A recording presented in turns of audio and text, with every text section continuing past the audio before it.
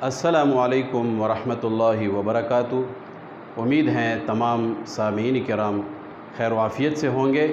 मोहम्मद ज़ुबैर आसान तजवीद ऑफ़िशियल के साथ आपकी खिदमत में। सामीन किराम, जैसा कि आपको मालूम है कि गुज़िश्ता 4 असबाक़ में हमने 13 हुरूफ़ तहज्जी पढ़ लिए हैं और इन हुरूफ़ तहज्जी के मखारिज, उनकी वज़ाहत और अदायगी भी हमने कर ली है। इसके बाद अब आज का हमारा 5वां सबक शुरू हो रहा है। सामीन किराम, 5वां सबक सामीन किराम वो हुरूफ़ तरफ़िया के बारे में है। हुरूफ़ तरफ़िया किन हुरूफ़ को कहा जाता है? लाम, नून और रा, ये 3 हुरूफ़, इनको हुरूफ़ तरफ़िया कहते हैं। और इनको हुरूफ़ तरफ़िया किस लिए कहते हैं, इसकी वजह भी हम आगे जाकर पढ़ेंगे। ये लाम हर्फ है, ये उसका नाम, इस तरह नून हर्फ, ये उसका नाम, और इस तरह रा हर्फ और ये उसका नाम। सामीन किराम, इन तीनों हुरूफ़ के मखारिज को जानने से पहले कुछ तफसील हैं, तो इन तफसील को पहले समझेंगे। उसके बाद इंशाअल्लाह अज़ीज़ इन हुरूफ़ के मखारिज भी हमें आसानी के साथ समझ में आ जाएंगे। सामीन किराम, जैसा कि ये नक्शा आपको नज़र आ रहा है, ये ज़ुबान का नक्शा है और उसकी एक तस्वीर मैंने खाका सा बनाया हुआ है। तो ये ज़ुबान की नोक है, इसको रअस लिसान कहते हैं तजवीद की इस्तिलाह में, ज़ुबान की नोक। और इस तरह जहाँ से ये ज़ुबान मुड़ी हुई होती है, इसको ज़ुबान का किनारा कहते हैं, इसको तरफ़ लिसान कहते हैं तजवीद की इस्तिलाह में। ये दाएं तरफ भी और बाएं तरफ भी। इसी तरह जब ये गोलाई ख़त्म हो जाए और ज़ुबान जो है ये इसका सीधा किनारा जो आता है, ये किनारा जब सीधा हो जाता है, ये जो है बड़े दाढ़ जो होते हैं उनमें ये छुपा हुआ होता है, इसको हाफ़े लिसान कहते हैं सामीन किराम। तो सबसे पहले ये हमारे लाम का मखरज है। इसी तरह जो है ये दांतों की भी कुछ तफसील है, इसको भी आप जान लें सामीन किराम। दांतों की तफसील में ये है कि सबसे पहले सामने वाले ऊपर के जो दांत हैं, जैसा कि आपको मालूम है गुज़िश्ता जो हैं ता दाल ता और सा दाल वा, इनके मखारिज में भी ये सनाउलिया की वजाहत हुई है कि सामने वाले ऊपर के 2 दांत जो हैं इनको सनाउलिया कहते हैं। और इसी तरह सनाउलिया के मुत्तसिल साथ दाएं और बाएं तरफ, और ये नीचे और नीचे भी होते हैं दाएं और बाएं तरफ, लेकिन ऊपर जो है हमारे ये चूँकि इन हुरूफ़ का मखरज का ताल्लुक़ ऊपर की तरफ से है, तो इसलिए हम ऊपर की दांतों के मुतालिक बहस करेंगे।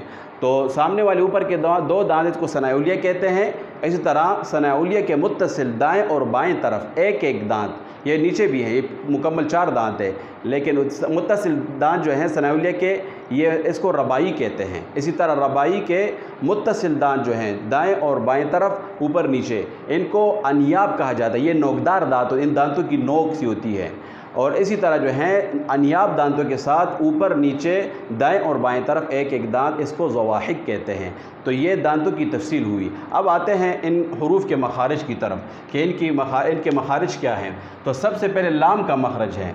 लाम का मखरज सामीन किराम ज़ुबान का किनारा, ज़ुबान का ये किनारा, और इसी तरह जो है हाफ़े लिसान, लेकिन हाफ़े लिसान का जो है ये शुरू वाला हिस्सा, ज़ुबान का किनारा और हाफ़े लिसान का शुरू वाला हिस्सा, जब ये सनाया के 2 दांत, रबाई के 1 दांत और अनियाब के 1 दांत और ज़वाहिक के 1 दांत के साथ जब लगे, तो इससे जो है लाम अदा होता है।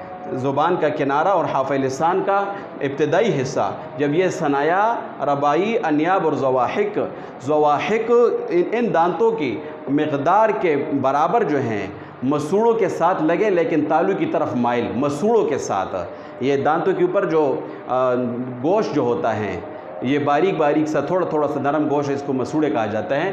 तो जब ये किनारे ज़ुबान और हाफ़े लिसान का इब्तदाई हिस्सा सनाया, रबाई, अनियाब और ज़वाहिक के मिक़दार के बराबर मसूड़ों के साथ जब लगे, तालू की तरफ माइल, तो इससे लाम अदा होता है। और सामीन किराम, ये लाम जो हैं ये दाएं तरफ से भी अदा हो सकता है, बाएं तरफ भी। ये किनारे ज़ुबान चूँकि दाएं तरफ भी है, बाएं तरफ भी है, तो ये दाएं तरफ से भी अदा होता है, बाएं तरफ से भी अदा हो सकता है। और इसी तरह सामीन किराम दोनों अतराफ़ से बैक वक्त भी ये अदा हो सकता है। उम्मीद है आपको इस मखरज की समझ आ चुकी होगी। तो ये लाम की अदायगी हम करते हैं, इसमें मद भी है, मद भी किया जाएगा।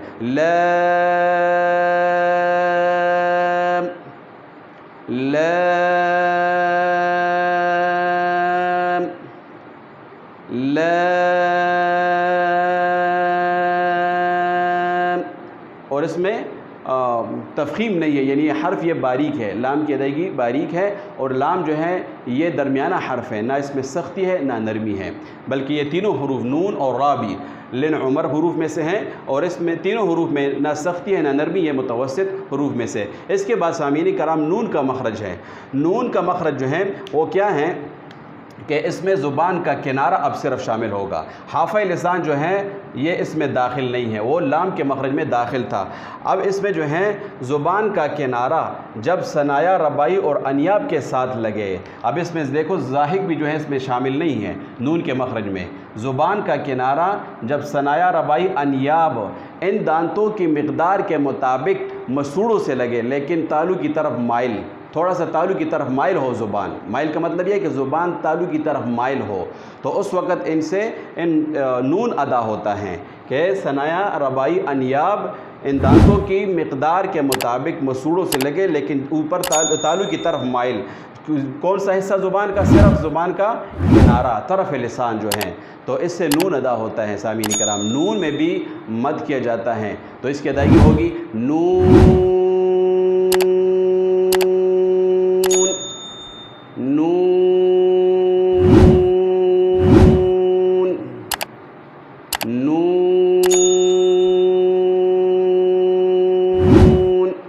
یہ دوسرا حرف نون ہو گیا۔ اس کے بعد سامعین کرام تیسرا حرف جو ہے وہ ہمارے پاس را ہے۔ را میں جو ہے اس کا مخرج کیا ہے؟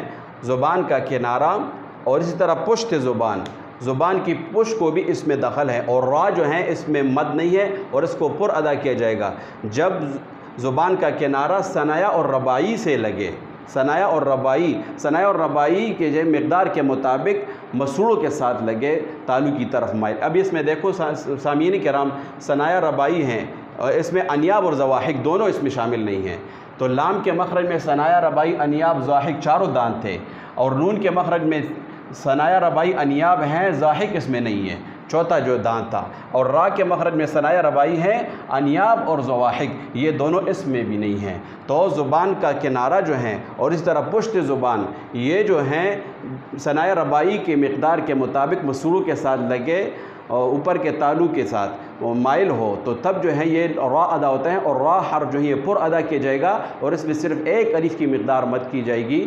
را یہ پہلی مقدار مجھ سے تھوڑی سی لمبی ہو گئی ہے، لیکن زیادہ لمبا نہیں کر رہی، را۔